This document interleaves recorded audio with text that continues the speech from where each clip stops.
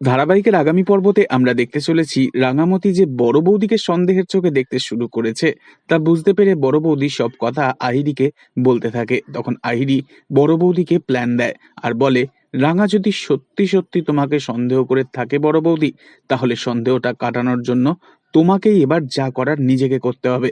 আমি তোমাকে এই মুহূর্তে যেই যেই কথাগুলো শিখিয়ে দেবো সেই কথাগুলো আন্টি একলব্য আর রাঙাকে গিয়ে তুমি সবটা বলবে, কেমন? এরপর দেখা যায় রাঙামতি তার শাশুড়ি মা এবং একলব্যের সামনে দাঁড়িয়ে ফোন করে অফিসার সত্যজিৎকে আর বলে, ওই অবিনাশ আর বড় বৌদিদির যে আঙুলের ছাপটো আমি তোকে পাঠিয়েছিলাম সেই ছাপ মিলে গেছে তো? তখন সত্যজিৎ স্যার বলে, রাঙামতি, আমি দুটো ফিঙ্গারপ্রিন্টের ছাপ আমি 2-3 জন ফিঙ্গারপ্রিন্ট এক্সপার্টকে দিয়ে পরীক্ষা করে দেখিয়েছি, তবে আই এম সরি, অবিনাশ বলে ছেলেটির সাথে তোমার বড় বৌদির আঙুলের ছাপ সত্যিই মেলেনি। এ কথা শুনে রাঙা তো ভীষণই দুশ্চিন্তায় পড়ে যায়। তবে কিভাবে বড় বৌদি আর আহিরিকে আগামী দিনে শাস্তি দেবে রাঙা, পরবর্তী আপডেট জানতে অবশ্যই সাবস্ক্রাইব করে রাখবেন। ধন্যবাদ।